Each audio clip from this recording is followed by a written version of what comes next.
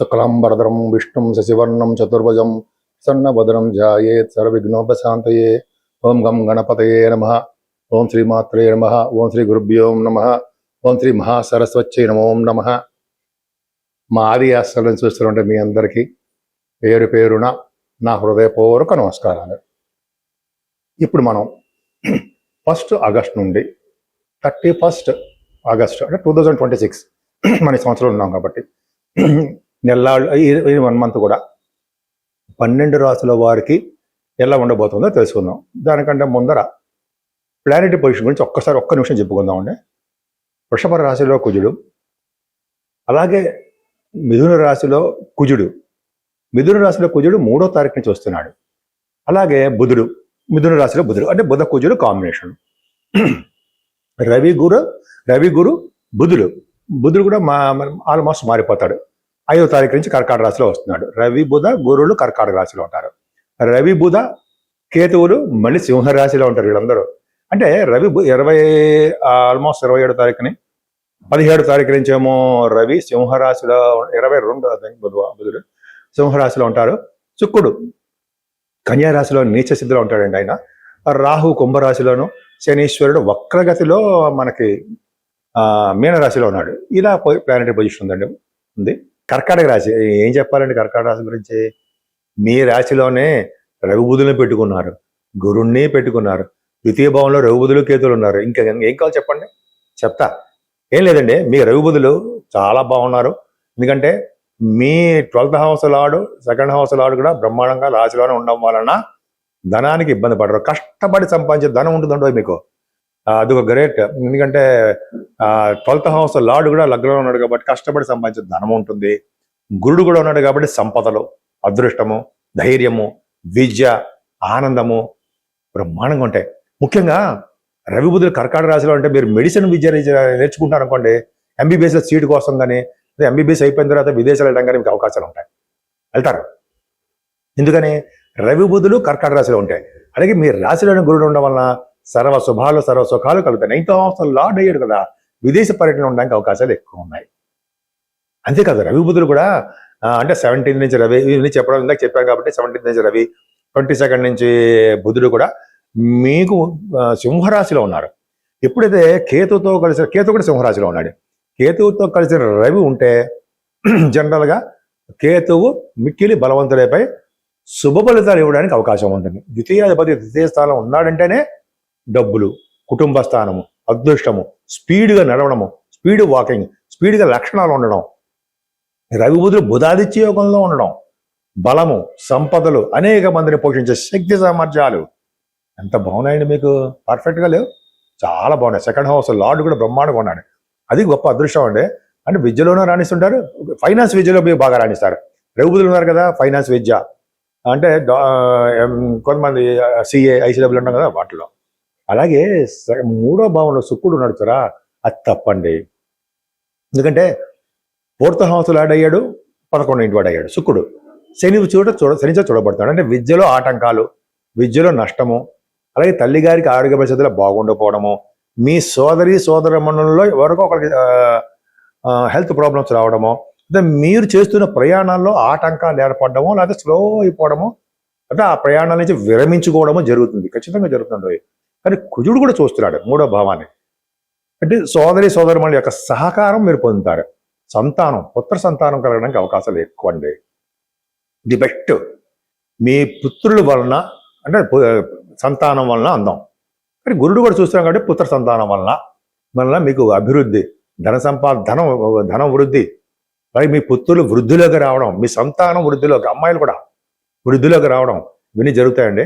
5వ స్థానం బాగుందంటే మీకు జనాకర్షణ ఎక్కువ ఉంటుంది, అంటే నేమ్ అండ్ ఫేమ్ ఎక్కువ ఉంటుంది. అలాగే సినిమా రంగంలోనూ, టెలివిజన్ రంగంలోనూ మీరు ప్రత్యేక ప్రతిభ కనబరుస్తూ ఉంటారు. అంతేకాకుండా మీ పిల్లల కోసము, అంటే మీ స్టాక్ మార్కెట్లో డబ్బుల కోసం ఎక్కువ ఖర్చు పెట్టేస్తూ ఉంటారు. మీ డబ్బు ఖర్చులు పెట్టడం ఎక్కువ అయిపోతుంది మీ పిల్లల వలన, అంటే సినిమా రంగంలో అవకాశాల వలన, లేకపోతేనేమో స్టాక్ మార్కెట్లో ఎక్కువ డబ్బులు పెట్టడం వలన ఎక్కువ డబ్బులు ఖర్చు పెట్టినా ఆ సంపాదనకి తగ్గట్టుగా రిజల్ట్స్ బాగా వస్తాయి, సంపదలు పెరుగుతాయి. అంతేకాకుండా భార్యాభర్తల యొక్క దాంపత్య జీవితము, అలాగే మీరు వివాహ వేడుకలు నెక్స్ట్ రాబోయే నెలలో జరగడము, వివాహ వేడుకలు, వివాహాలు కుదరడాలు, సప్తమ భావం బాగుంది. ఇది కళత్ర స్థానం అని, అదృష్ట స్థానం అంటే అదృష్ట స్థానం అని అంటాం కదా. గురుదృష్టి ఉండడం వలన అత్యంత మంచి యోగారకుడైన కుజుడు కదండి, గురుడు యోగారకుడు కుజుడే అనుకోండి, మీకు మంచి యోగాన్ని కలిగిస్తున్నాడు. సో అంతేకాకుండా అష్టమ స్థానంలో రాహు ఉన్నాడండి. కొద్దిగా ఆరోగ్యం పట్ల భద్రత ఉండాలి. అంతేకాకుండా మీ పూర్వీకులు కానీ, అదే మీ దగ్గర వారు కానీ, అంటే దూర ప్రాంతంలో వారు కానీ మరణ సంబంధించిన వ్యవహారాల్లో కానీ ఇలా అనారోగ్య పరిస్థితుల్లో కానీ ఉంటారు. ఏదేమైనా శనీశ్వరుడు కూడా భాగ్యంలో ఉండడం, విదేశాలకు ఉన్నతమైన విద్య రీత్యా వెళ్ళడము, తీర్థయాత్రలు భార్యాభర్తలు కలిసి చేస్తారు, సంపదలు పెరుగుతాయి, ఉన్నత విద్య వస్తుంది, వ్యాపారాల అభివృద్ధి కలుగుతుంది. గురుదృష్టి ఉంది కదా శనికి. వ్యాపారం, ఏ వ్యాపారం? ఆటోమొబైల్ ఇండస్ట్రీస్ కానీ, సిమెంట్ పరిశ్రమలు, కోలు, పెట్రోలియము, అలాగే ఫార్మా రంగాలు, ఇలాగా శని కారకత్వమైన రంగాలన్నీ డెవలప్ అవుతాయి. సాఫ్ట్వేర్ రంగాలు ఇవన్నీ బాగుంటాయండి. అంతేకాకుండా మీరు చేస్తున్న ఉద్యోగంలో అంటే 10th హౌస్ లార్డ్ అనేవాడు కుజుడు మీకు వైభవంలో ఉండిపోయాడు. అండేమండి ఫారిన్ కంట్రీస్ తీసుకెళ్తాడు. ఎందుకు? మిథున రాశిలో కుజుడు ఉండి ఆయన ఆర్ద్ర నక్షత్రం కానీ, అంటే మృగశిర కంటే ఆర్ద్ర నక్షత్రం, రాహు నక్షత్రంలో ఉంటే ఖచ్చితంగా ఫారిన్ కంట్రీస్ వెళ్తారు. 12th house lord in 12th house ఉండి, అలాగే మీకు 10వ ఇంటి వాడు అయ్యాడు. ఉద్యోగం ఇచ్చా మీకు ఖచ్చితంగా దూర ప్రాంతాలకు వెళ్ళడానికి అవకాశం ఉంది. ట్రాన్స్ఫర్ అవ్వడానికి కూడా అవకాశాలు కర్కాటక రాశి వరకు ఉన్నాయి. నేను డాక్టర్ మీ వాడ్రే ఆదినారాయణరావు శర్మ అండి. మీరు ప్రతిసారి చెప్తున్నట్టుగానే చెప్పడం జరుగుతుంది. మీరు కానీ, మీ తోబుట్టువులు కానీ, మీ స్నేహితులు కానీ, మీకు తెలిసిన బంధువులు కానీ ఎవరైనా సరే జాతకాలు చెప్పించుకోవాలి అని అనుకుంటే, ఒకసారి నేను మీకు బాగా చెప్పినట్టు అనిపిస్తే మీరు మీ జాతకాలు చెప్పించుకోవాలనుకుంటే మీ date of birth, place of birth, అలాగే మీరు ఎక్కడ పుట్టారు ప్లస్ టైమ్ ఆఫ్ బర్త్ అన్నీ ఉంటాయి కదా. Date of birth, time of birth, place of birth, ఈ 3 ఉండాలండి.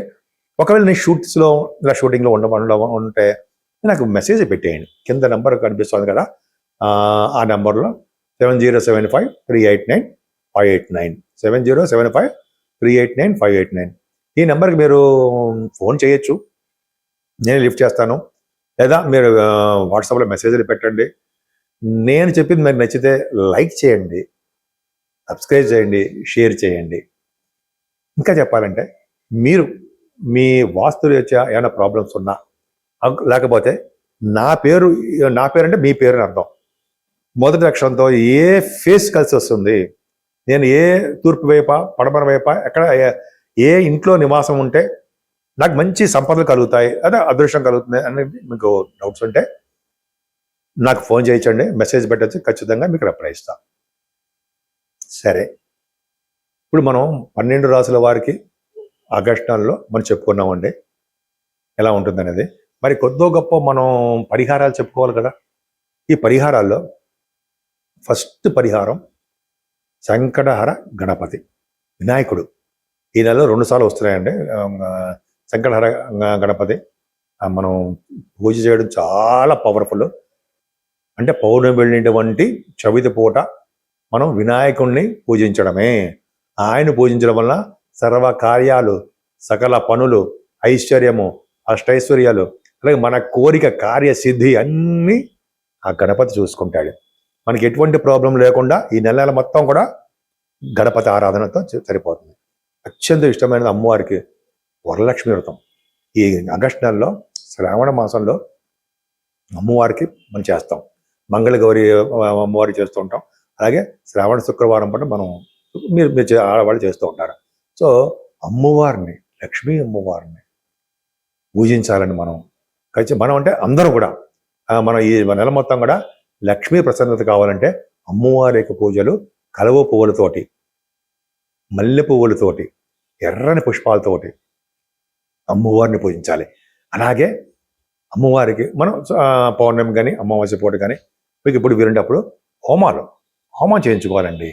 హోమం చేయించుకోవడం వలన అంటే మనం మంచి యోగాలు కలగడము, చండీ హోమం అంటాం కదా, ఆ హోమాలు కానీ, అంటే అభిషేకాలు కానీ, కుంకుమ పూజలు కానీ, మనకి ఏది తోస్తే అది అమ్మవారు మనకి రాసిపెట్టండి, భగవంతుడు ఏది రాసిపెట్టండి అది చేయడం వలన శనీశ్వరుడు వలన మిగతా గ్రహాలు రాహుకేతుల వలన దోషాలు చక్కగా పరిహారం అవడానికి అవకాశాలు ఎక్కువ ఉన్నాయి.